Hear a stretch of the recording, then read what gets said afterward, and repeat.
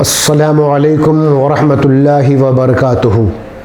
نحمدہ ونصلی علی رسولہ الکریم اما بعد فاعوذ باللہ من الشیطان الرجیم بسم اللہ الرحمن الرحیم الصلاۃ والسلام علیک یا رسول اللہ وعلی آلک واصحابک یا حبیب اللہ۔ آج دنیا بھر میں مسلمان کسی نہ کسی انداز میں پریشانی اور دشواریوں سے دوچار ہیں۔ ہمیں اس پر توجہ اور بہت ہی غور کرنے کی ضرورت ہے۔ ذرا ٹھہر کر اس پریشانی اور دشواری کے اسباب کو تلاش کریں گے تو آپ کا دل خود جواب دے دے گا، اور پھر ہر کوئی انفرادی طور پر بھی اس پریشانی سے نکلنے کی کوشش کریں گے۔ تو اللہ تعالیٰ کی توفیق سے سبوں کے حالات بہتر بھی ہو جائیں گے، عزت بھی پائیں گے، رسوائی سے بھی بچیں گے، اور انشاءاللہ تعالیٰ برائیوں اور برے لوگوں پر غلبہ بھی حاصل ہوگا۔ اس سلسلے میں ہمارے بزرگوں نے بہت ہی اچھے انداز میں تربیت فرمائی ہے۔ علامہ اسماعیل حقی رحمۃ اللہ تعالیٰ علیہ فرماتے ہیں کہ اللہ تعالیٰ کی کتابوں کا مقصود اللہ کے تقاضوں کے مطابق عمل کرنا ہے۔ فقط زبان سے بالترتیب تلاوت کرنا، اس کی مثال یہ ہے کہ جب کوئی بادشاہ اپنے ملک کے کسی حکمراں یا وزیر کی طرف کوئی خط بھیجے اور اس میں حکم دے کہ فلاں شہر میں اس کے لیے ایک محل تعمیر کر دیا جائے، اور جب وہ خط اس حکمراں یا وزیر تک پہنچے تو اس خط میں دیے گئے حکم کے مطابق عمل نہ کرے، تعمیر نہ کرے، البتہ اس خط کو روزانہ پڑھتا رہے، اور جب بادشاہ وہاں پہنچے گا اور محل نہ پائے گا تو ظاہر ہے کہ وہ حکمراں، وہ وزیر عتاب بلکہ سزا کا مستحق ہوگا، کیونکہ اس نے بادشاہ کا حکم پڑھنے کے باوجود اس پر عمل نہیں کیا۔ تو بس خوب اچھی طرح جان جائیے کہ قرآن کریم یہ اللہ تعالیٰ کی کتاب اسی خط کی طرح ہے جس میں اللہ تعالیٰ نے اپنے بندوں کو حکم دیا ہے کہ وہ دین کے ارکان جیسے نماز اور روزہ اور اپنی زندگی کے دوسرے اعمال وغیرہ کی تعمیر کریں، اور بندے فقط قرآن مجید کی تلاوت کرتے رہیں اور اللہ تعالیٰ کے حکم پر عمل نہ کریں تو فقط قرآن مجید کا تلاوت کرتے رہنا حقیقی طور پر فائدہ مند نہیں۔ اس قرآن کریم میں ہماری زندگی اور موت، ہمارے معاملات و مسائل اور حساب و کتاب سب موجود ہے، بس ہمیں اسے سنجیدگی سے سمجھنے اور عمل کرنے کی ضرورت ہے۔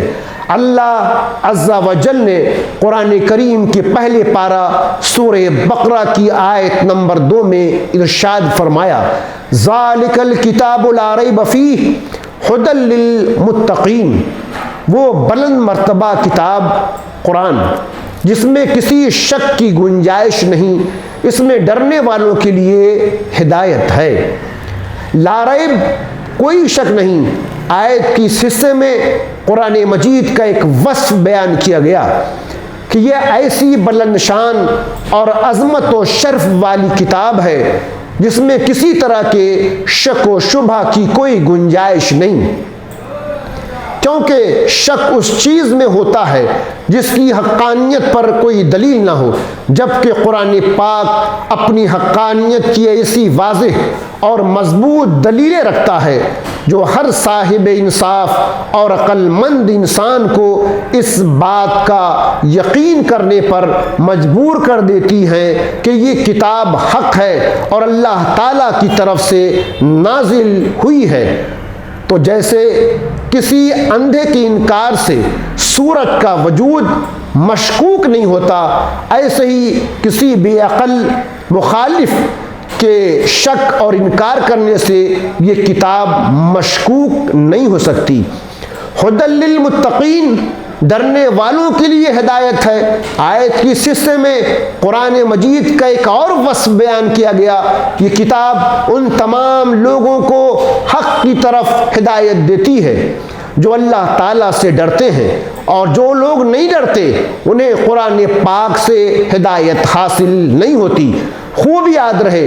کہ قرآن پاک کی ہدایت اور رہنمائی اگرچہ مومن اور کافر ہر شخص کے لیے عام ہے، جیسا کہ سورہ بقرہ کی آیت نمبر 185 میں اللہ تبارک و تعالیٰ نے ارشاد فرمایا، ھدی للناس، یعنی قرآن مجید تمام لوگوں کے لیے ہدایت ہے۔ چونکہ قرآن مجید سے حقیقی نفع صرف متقی یعنی اللہ سے ڈرنے والے لوگ حاصل کرتے ہیں، اس لیے یہاں ھدی للمتقین یعنی متقین کے لیے ہدایت فرمایا گیا۔ تقویٰ کے معنی ہے نفس کو خوف کی چیز سے بچانا، اور شریعت کی اصطلاح میں تقویٰ کے معنی یہ ہے کہ نفس کو ہر اس کام سے بچانا جسے کرنے یا نہ کرنے سے کوئی شخص عذاب کا مستحق ہو، جیسے کفر و شرک، گناہ کبیرہ اور بے حیائی کے کاموں سے اپنے آپ کو بچانا، حرام چیزوں کو چھوڑ دینا، فرائض کو ادا کرنا وغیرہ۔ اور بزرگان دین نے اس طرح بھی فرمایا ہے کہ تقویٰ یہ ہے کہ تیرا خدا تجھے وہاں نہ پائے جہاں اس نے منع فرمایا ہے۔ قرآن مجید اور احادیث میں تقویٰ حاصل کرنے اور متقی بننے کی ترغیب